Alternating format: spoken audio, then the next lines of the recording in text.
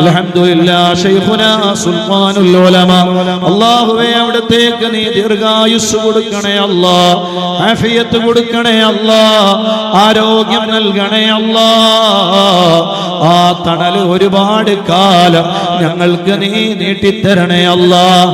ഇന്നലെയും ഇന്നുമായി അതേ പത്രമാധ്യമങ്ങളിലും മുഴുവൻ മീഡിയകളിലും ശൈഖുനാ ഉസ്താദ് അവറുകൾ മാത്രമാണ്. ഫേസ്ബുക്കിലും ഇൻസ്റ്റയിലും അതുപോലെയുള്ള എല്ലാ സോഷ്യൽ മീഡിയകളിലും വാട്സപ്പിലും അതുപോലെ എല്ലാ വാർത്താ ചാനലുകളിലും ശൈഖുനാ സുൽത്താനുൽ ഉലമ ഉസ്താദ് അവറുകളെ ചർച്ച ചെയ്യുകയാണ്. മാഷാ അല്ലാഹ്, എന്തൊരു അഭിമാനമാണ്, എന്തൊരു ആനന്ദമാണ്. ഉസ്താദിനെ പുകഴ്ത്തി പറയാത്തവരില്ല. എല്ലാവരും ഉസ്താദിനെ എടുത്തെടുത്ത് പ്രശംസിക്കുകയാണ്. നാളെയാണ് അതേ ഒരു സഹോദരിയുടെ വിധി വരേണ്ടിയിരുന്നത്. എന്താണ് ആ വിധി? ആ സഹോദരിയെ അതേ നിമിഷപ്രിയ എന്ന് പറയുന്ന അമുസ്ലിമായ ഒരു സഹോദരിയെ യമനിൽ തൂക്കിലേറ്റുന്ന ദിവസമാണ് നാളെ. അങ്ങനെയാണ് നിശ്ചയിച്ചിരുന്നത്. എല്ലാവരും ചർച്ച ചെയ്യാൻ തുടങ്ങി. വർഷങ്ങളായി 2017 മുതൽ ആ സഹോദരി ജയിലിലാണ്. വിധേയ തൂക്കുകയറിലേക്ക് വിധിയേറ്റാൻ വേണ്ടി തീരുമാനമെടുത്ത വിഷയമാണ്. എല്ലാ വഴികളും തുറന്നു നോക്കി, എല്ലാ വഴികളും ചികഞ്ഞു നോക്കി. ആ സഹോദരിയെ ഒന്ന് മോചിപ്പിക്കുന്നതിന് വേണ്ടിയുള്ള എല്ലാ പരിശ്രമങ്ങളും നടന്നു. കേന്ദ്ര ഗവൺമെന്റ് പോലും ഇനി ഒന്നും ചെയ്യാനില്ല എന്ന് സുപ്രീം കോടതിയിൽ അപ്പീൽ പറഞ്ഞു. സുബ്ഹാനല്ലാഹ്. അപ്പോഴാണ് ഒരു പണ്ഡിതൻ ഇടപെടുന്നത്. ഉസ്താദിന്റെ മുന്നിൽ വിഷയമെത്തുന്നു. അതേ ഉസ്താദേ, 16-ാം തീയതി ഇന്നാലിന്ന ഒരു സഹോദരിയെ യമനിൽ തൂക്കിലേറ്റുകയാണ്, കൊല്ലപ്പെടുകയാണ്. അതുകൊണ്ട് ഉസ്താദ് വിഷയത്തിൽ ഒന്ന് ഇടപെടണം. അൽഹംദുലില്ലാഹ്, ഉസ്താദിന്റെ ആ ഭാഗം വളരെ ഭംഗിയായി നിർവഹിക്കുകയാണ്. മാഷാ അല്ലാഹ്. ഒരു മുസ്ലിം പണ്ഡിതൻ എല്ലാ രാജ്യത്തിലെ മുഴുവൻ മുഅ്മിനീങ്ങൾക്കും മുഴുവൻ മുസ്ലിമീങ്ങൾക്കും അഭിമാനമാകുന്ന വർണ്ണാനന്ദകരമായ കാഴ്ചയാണ് നമ്മൾ കണ്ടുകൊണ്ടിരിക്കുന്നത്. മാഷാ അല്ലാഹ്. നമുക്കത് ഈ സദസ്സിൽ പറയാതിരിക്കാൻ കഴിയില്ല. എന്റെ പ്രിയപ്പെട്ട മുഅ്മിനീങ്ങളെ, മുഅ്മിനാത്തുകളെ, അല്ലാഹുവിന്റെ ദീൻ അതിനെല്ലാം അനുമതി നൽകുന്നുണ്ട്. ഒരാളെ കൊന്നാൽ ആ കൊല്ലപ്പെട്ട ആൾക്ക്, ആ കൊല്ലപ്പെട്ട ആളുടെ കുടുംബങ്ങൾക്ക് അയാളെ തിരിച്ചു കൊല്ലാനുള്ള ഒരു അധികാരവും ഇല്ല. അത് അല്ലാഹുവിന്റെ ദീനും കൽപ്പിക്കുന്നില്ല. അല്ലാഹുവിന്റെ ദീൻ കൽപ്പിക്കുന്നത് അവർക്കെതിരെ ഭരണാധികാരികളുടെ മുന്നിൽ അവർക്കെതിരെ പരാതി കൊടുക്കുക എന്നുള്ളതാണ്. ഭരണാധികാരികൾ ആ വിഷയത്തിൽ പരിശോധിച്ച് അതിന്റെ നിജസ്ഥിതി മനസ്സിലാക്കി അതിനെക്കുറിച്ച് പഠിച്ച് അവർക്ക് വേണമെങ്കിൽ അവർക്ക് അതിന്റെ വിധിയിൽ അവർക്ക് തിരിച്ചു കൊല്ലാനുള്ള വിധിയെടുക്കാനുള്ള അവകാശം ഭരണാധികാരികൾക്കുണ്ട്. സ്വാഭാവികമായും അങ്ങനെ ഒരു വിഷയമുണ്ടായാൽ അള്ളാഹുവിന്റെ ദീനിന്റെ നിയമം എന്താണ്? ഒന്നാമത്തെ നിയമം എന്ന് പറയുന്നത് നിരുപാധികം മാപ്പ് കൊടുക്കുക എന്നുള്ളതാണ്. നിരുപാധികം മാപ്പ് കൊടുക്കുക. കൊല്ലപ്പെട്ട കുടുംബങ്ങൾക്ക് അത് ചെയ്യാം. അള്ളാഹുവിന്റെ ദീൻ അത് പറയുന്നുണ്ട്. അള്ളാഹുവിന്റെ റസൂലിന്റെ സ്വഹാബത്തിന്റെ കാലഘട്ടങ്ങളിൽ അങ്ങനെ നിരുപാധികം മാപ്പ് കൊടുത്ത ഒരുപാട് ചരിത്രങ്ങളിൽ നമുക്ക് കാണാൻ കഴിയും.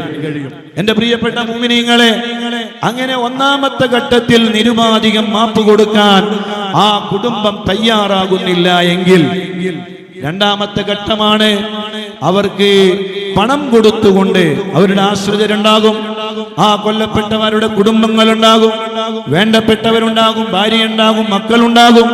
അവർക്ക് ജീവിക്കാനുള്ള ആവശ്യത്തിന് വേണ്ടി അതുപോലെ തന്നെ ഈ കൊല്ലപ്പെട്ട ഈ വ്യക്തിയുടെ കുടുംബത്തിന് അവരോട് എത്ര പണവും ആവശ്യപ്പെട്ടുകൊണ്ട് അതിന് പകരമായി മാപ്പ് കൊടുക്കാം. ഇങ്ങനെ രണ്ട് ഘട്ടങ്ങൾ ഉണ്ടെങ്കിൽ അള്ളാഹുവിന്റെ ദീൻ അനുമതി നൽകുന്നുവെങ്കിൽ ഒരു പണ്ഡിതൻ എന്തുകൊണ്ട് ഇടപെട്ടുകൂടാ? ആ കുടുംബക്കാരെ എന്തുകൊണ്ട് പോയി നിങ്ങൾ അതിൽ ഒരു മാപ്പ് കൊടുക്കാൻ തയ്യാറാകണം?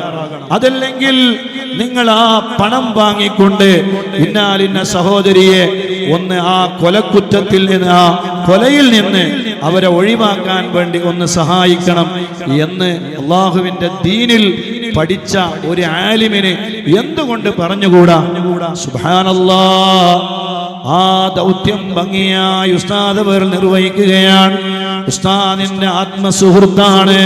അതേ, നമ്മുടെ മദനീയത്തിന്റെ 111ഓളം വീടുകളുടെ ഉദ്ഘാടനം, ആ 111 വീടുകൾ അതേ അഹ്ലുബൈത്തിനെ സമ്മാനിക്കുന്ന സദസ്സിലേക്ക് നമ്മൾ പോലും വിചാരിക്കാതെ എത്തിച്ചേർന്ന ലോക പണ്ഡിതരിൽ ഏറ്റവും വലിയ ഉന്നതമായ സ്ഥാനങ്ങളിലുള്ള യമനിലെ വലിയ പണ്ഡിതൻ ഉമർ ഇബ്നു ഹഫീൽ, ആ മഹാനവറുകളിലൂടെ ഉസ്താദ് അവറുകൾ തന്റെ ആവശ്യം മുന്നോട്ട് വെക്കുകയാണ്.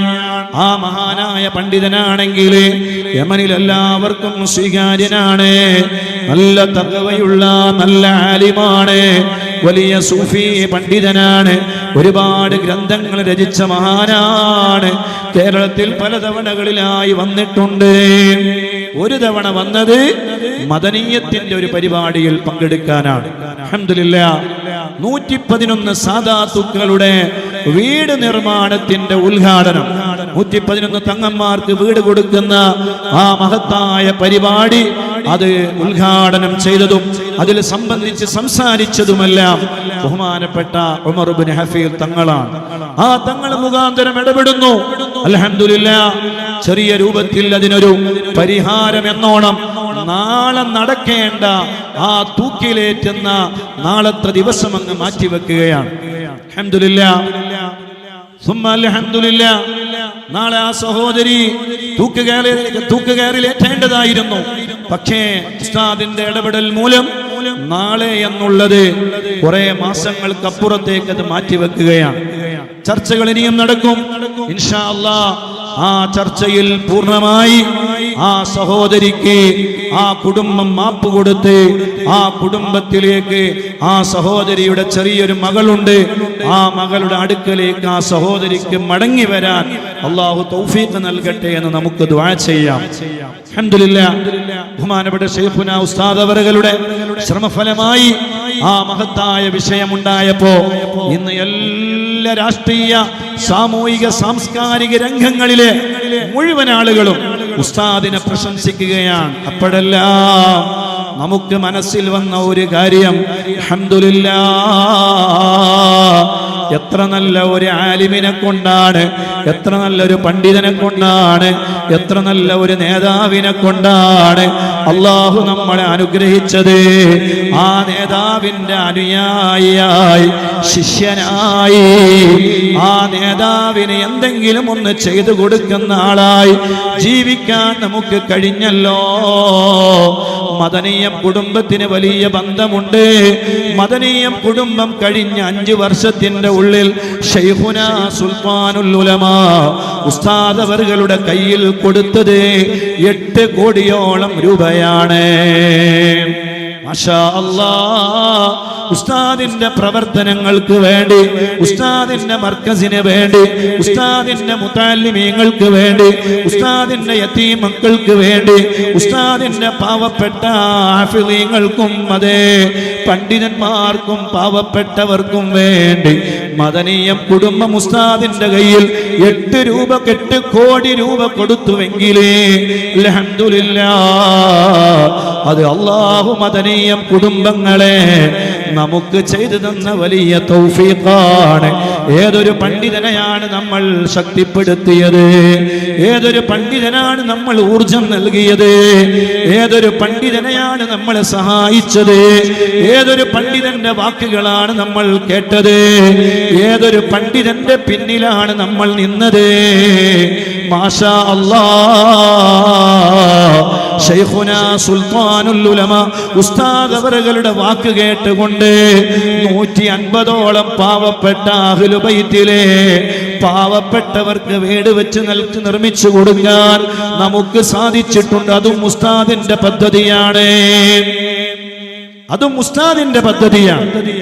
313 വീട് നിർമ്മിക്കണമെന്നത് ഉസ്താദിന്റെ ആഗ്രഹമാണ്. ആ ആഗ്രഹത്തിന്റെ കൂടെ മദനീയം കുടുംബം നിന്നു. അൽഹംദുലില്ലാഹ് 15-16 കോടി രൂപ ചെലവഴിച്ചുകൊണ്ട് നമ്മൾ 150ഓളം വീടുകൾ നിർമ്മിച്ചു കഴിഞ്ഞു. അൽഹംദുലില്ലാഹ് 151ാമത്തെ വീടിന്റെ കുറ്റിയടിക്കൽ കർമ്മം ഇൻഷാ അല്ലാഹ് മറ്റന്നാൾ വെള്ളിയാഴ്ച മലപ്പുറം ജില്ലയിലെ കോട്ടക്കലിനടുത്ത് വെച്ച് നടക്കുകയാണ്. അല്ലാഹുവേ, സഹായിച്ച മുഴുവൻ മദനീയം കുടുംബങ്ങളെയും നീ സഹായിക്കണേ അല്ലാഹ്.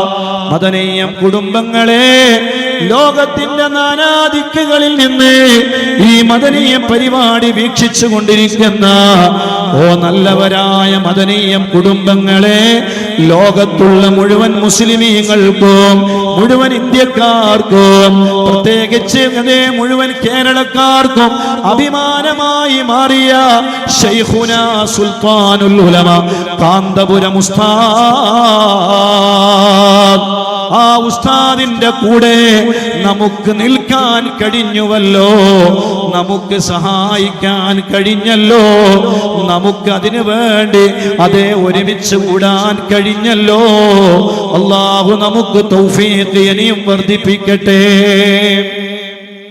ലോക മുസ്ലിമീങ്ങൾക്ക് അഭിമാനമാണ് ശൈഖുനാ സുൽത്താനുൽ ഉലമ.